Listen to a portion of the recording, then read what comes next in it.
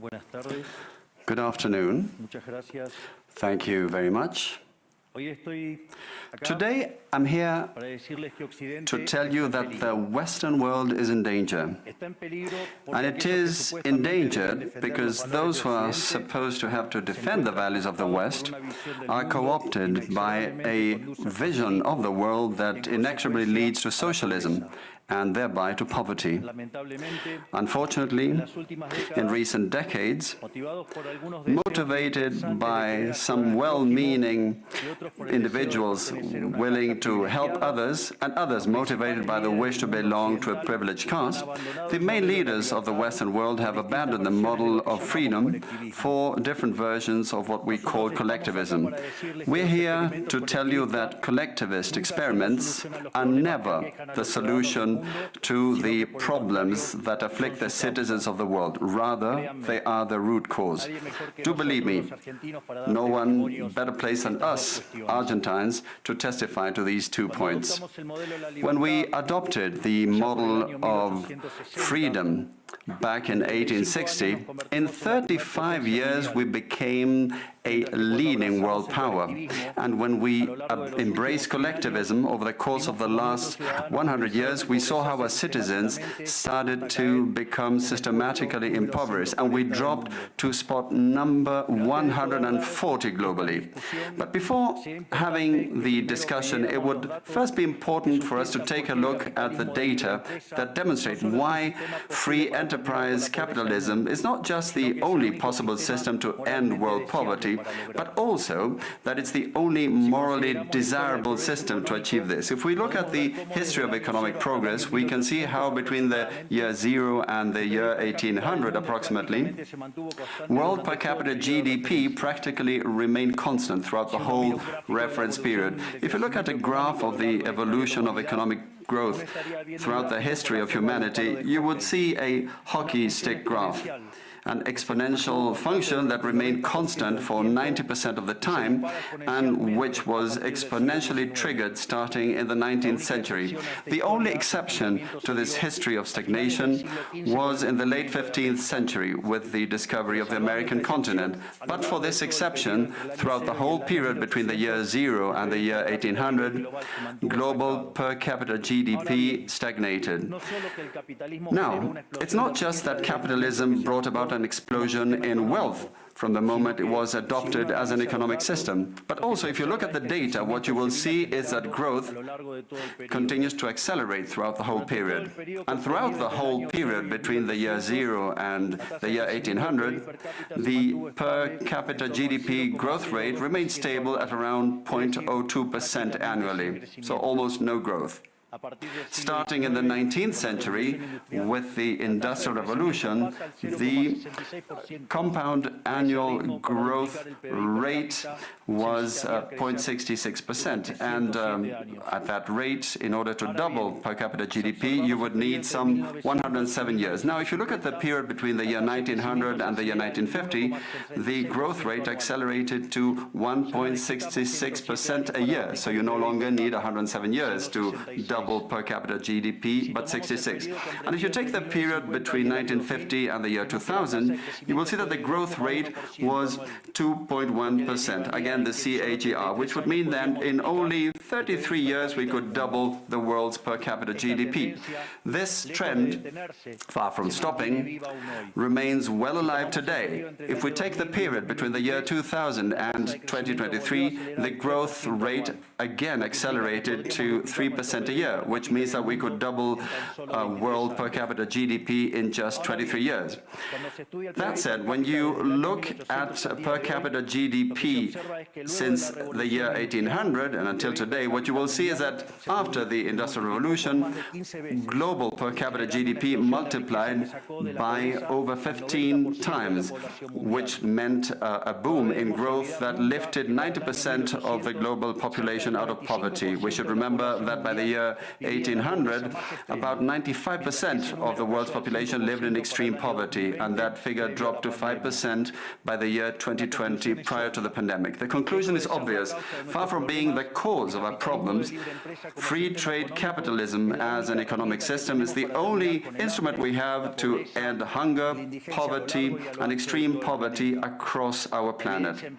The empirical evidence is unquestionable. Therefore, since there is no doubt that free enterprise capitalism is superior in productive terms, the left-wing doxa has attacked capitalism, alleging matters of morality, saying, that's what the detractors claim, that it's unjust. They say that capitalism is evil because it's individualistic, and that collectivism is good because it's altruistic, of course, with the money of others. So they therefore advocate for social justice.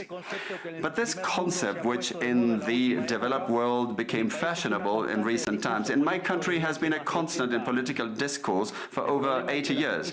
The problem is that social justice is not just, and it doesn't contribute either to the general well-being. Quite on the contrary, it's an intrinsically unfair idea because it's violent. It's unjust because the state is financed through tax, and taxes are collected coercively. Or can any one of us say that they voluntarily pay taxes? Which means that the state is financed through coercion, and that the higher the tax burden, the higher the coercion, and the lower the freedom.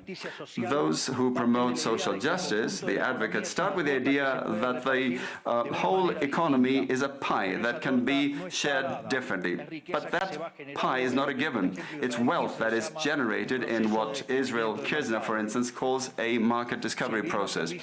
If the goods or services offered by a business are not wanted, the business will fail unless it adapts to what the market is demanding. If they make a good quality product at an attractive price, they will do well and produce more. So the market is a discovery process in which the capitalists will find the right path as they move forward. But if the state punishes capitalists when they're successful and gets in the way of the discovery process, they will destroy their incentives, and the consequence is that they will produce less, the pie will be smaller, and this will harm society as a whole.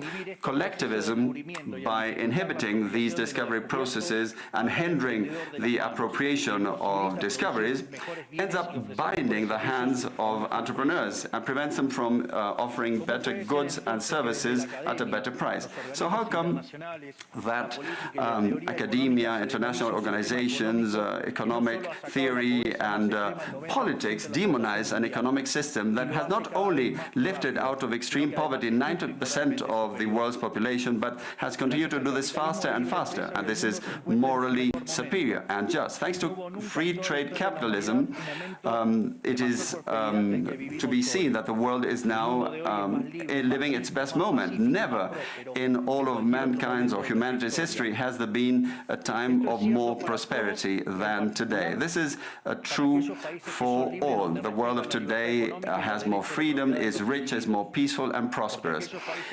And this is particularly true for countries that have more freedom and have economic freedom and respect the property rights of individuals, because countries that have more freedom are 12 times richer than those that are repressed, and the lowest decile in terms of distribution in free countries are better off than 90% of the population of repressed countries, and poverty is 25 times lower, and extreme poverty is 50 times lower. And citizens in free countries live 25% longer than citizens in repressed countries. Now, what is it that we mean when we talk about libertarianism? And let me quote the words of the greatest authority on freedom in Argentina, Professor Alberto Venegas Lech Jr., who says that libertarianism is the unrestricted respect for the life project of others, based on the principle of non-aggression, in defense of the right to life, liberty and property. Its fundamental institutions being private property, markets free from state intervention, free competition, the division of labor, and social cooperation, as part of which success is achieved only by serving others with goods of better quality or at a better price. In other words, capitalists Successful business people are social benefactors who, far from appropriating the wealth of others, contribute to the general well-being. Ultimately, a successful entrepreneur is a hero. And this is the model that we are advocating for the Argentina of the future, a model based on the fundamental principles of libertarianism, the defense of life, of freedom, and of property. Now, if free enterprise capitalism and economic freedom have proven to be extraordinary instruments to end poverty in the world, and we are now at the best time in the history of humanity, it is worth asking why I say that the West is endangered. And I say this precisely because in those of our countries that should defend the values of the free market, private property, and the other institutions of libertarianism, sectors of the political and economic establishment, some due to mistakes in their theoretical framework and others due to a greed for power are undermining the foundations of libertarianism, opening up the doors to socialism and potentially condemning us to poverty, misery and stagnation. It should never be forgotten that socialism is always and everywhere an impoverishing phenomenon that has failed in all countries where it's been tried out. It's been a failure economically, socially, culturally, and it also murdered over 100 million human beings.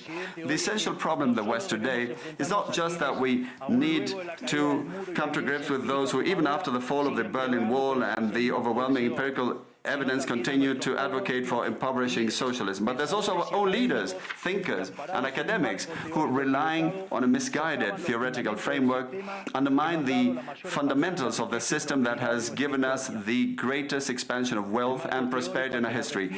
The theoretical framework to which I refer is that of neoclassical economic theory, which designs a set of instruments that unwillingly, or without meaning to, ends up serving the intervention by the state, socialism, and social degradation. The problem with neoclassicals is that the model they fell in love with does not map reality, so they put down their mistakes to supposed market failures rather than reviewing the premises of the model. On the pretext of a supposed market failure, regulations are introduced which only create distortions in the price system, prevent economic calculus, and therefore also prevent saving, investment, and growth.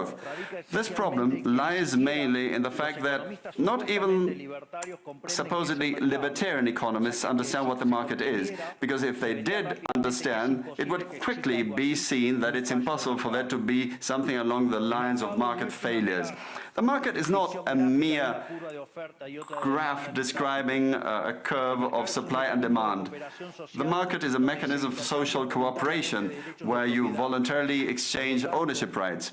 Therefore, based on this definition, talking about a market failure is an oxymoron. There are no market failures. If transactions are voluntary, the only context in which there can be a market failure is if there is coercion. And the only one that is able to coerce generally is the state, which holds a monopoly on violence. Consequently, if someone considers that there is a market failure, I would suggest that they check to see if the state intervention involved. And if they find that that's not the case, I would suggest that they check again, because obviously there's a mistake. Market failures do not exist.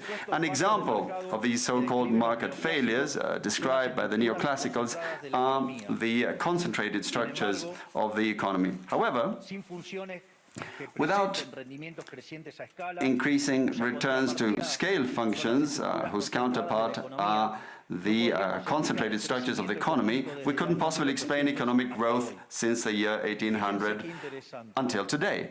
Isn't this interesting? Since the year 1800 onwards, with population multiplying by 8 or 9 times, per capita GDP grown by over 15 times. So there are growing returns, which took extreme poverty from 95% to 5%. However, the presence of growing returns involves concentrated structures, what we would call a monopoly. How come then that something that has generated so much well-being for the neoclassical theory is a market failure? Neoclassical economists think outside of the box. When the model fails, you shouldn't get angry with reality, but rather with the model and change it. The dilemma faced by the neoclassical model is that they say they wish to perfect the functioning of the market by attacking what they consider to be failures. But in so doing, they don't just open up the doors to socialism, but also go against economic growth. An example, regulating monopolies, destroying their profits and destroying growing returns automatically would destroy economic growth. In other words, whenever you want to correct a supposed market failure inexorably, as a result of not knowing what the market is, or as a result of having fallen in love with a failed model, you are opening up the doors to socialism and condemning people to poverty. However, faced with the theoretical demonstration that state intervention is harmful and the empirical evidence that it has failed couldn't have been otherwise, the solution to be proposed by collectivists is not greater freedom, but rather greater regulation, which creates a downward spiral of regulations until we're all poorer and the life of all of us depends on a bureaucrat sitting in a luxury office. Given the dismal failure of collectivist models and the undeniable advances in the free world, socialists were forced to change their agenda. They left behind the class struggle based on the economic system and replaced this with other supposed social conflicts which are just as harmful to life as a community and to economic growth. The first of these new battles was the ridiculous and unnatural fight between man and woman. Libertarianism already provides for equality of these sexes. The cornerstone of our creed says that all humans are created equal, that we all have the same unalienable rights granted by the Creator, including life, freedom, and ownership. All that this radical feminism agenda has led to is greater state intervention to hinder the economic process, giving a job to bureaucrats who have not contributed anything to society. Examples, ministries of women or international organizations devoted to promoting this agenda. Another conflict presented by socialists is that of humans against nature, claiming that we human beings damage the planet, which should be protected at all costs, even going as far as advocating for population control mechanisms or the bloody abortion agenda. Unfortunately, these harmful ideas have taken a strong hold in our society. Neo-Marxists have managed to co-opt the common sense of the Western world, and this they have achieved by appropriating the media, culture, universities, and also international organizations. The latter case is the most serious one, probably, because these are institutions that have enormous influence on political and economic decisions of the countries that make up the multilateral organizations.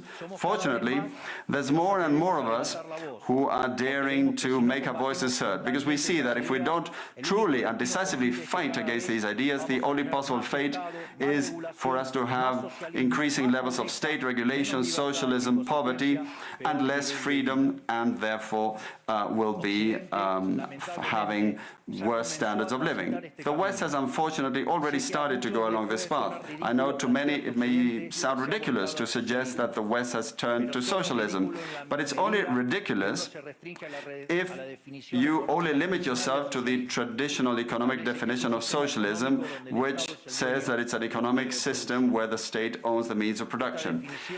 This definition, in my view, should be updated in the light of current circumstances. Today, states don't need to directly control the means of production to control every aspect of the lives of individuals. With tools such as printing money debt, subsidies, controlling the interest rate, price controls and regulations to correct the so-called market failures. They can control the lives and fates of millions of individuals. This is how we come to the point where, by using different names or guises, a good deal of the generally accepted political offers in most Western countries are collectivist variants, whether they proclaim to be openly communists, fascists, Nazis, socialists, social democrats, national socialists, Democrat Christians, Christian Democrats, neo-Keynesians, progressive, populist, nationalists, or globalists. At bottom, there are no major differences. They all say that the state should steer all aspects of the lives of individuals. They all defend a model contrary to that one which led humanity to the most spectacular progress in its history. We have come here today to invite the rest of the countries in the Western world to get back on the path of prosperity, economic freedom, limited government, and unlimited respect for private property are essential elements for economic growth. And the impoverishment produced by collectivism is no fantasy, nor is it an inescapable fate. But it's a reality that we Argentines know very well. We have lived through this, we have been through this, because as I said earlier, ever since we decided to abandon the model of freedom that had made us rich, we have been caught up in a downward spiral, as part of which we are poorer and poorer day by day. So this is something we have lived through, and we are here to warn you about what can happen if the countries in the Western world that became rich through the model of freedom stay on this path of servitude. The case of Argentina is an empirical demonstration that no matter how rich you may be, or how much you may have in terms of natural resources, or how skilled your population may be, or educated, or how many bars of gold you may have in the central bank, if measures are adopted that hinder the free functioning of markets, free competition, free price systems, if you hinder trade, if you attack private property, the only possible fate is poverty. Therefore, in concluding, I would like to leave a message for all business people here and for those who are not here in person but are following from around the world. Do not be intimidated either by the political class or by parasites who live off the state. Do not surrender to a political class that only wants to stay in power and retain its privileges. You are social benefactors, you're heroes, you're the creators of the most extraordinary period of prosperity we've ever seen. Let no one tell you that your ambition is immoral. If you make money, it's because you offer a better product at a better price, thereby contributing to general well-being. Do not surrender to the advance of the state. The state is not the solution. The state is the problem itself. You are the true protagonists of this story. And rest assured that as from today, Argentina is your staunch, unconditional ally. Thank you very much, and long live freedom. Damn it.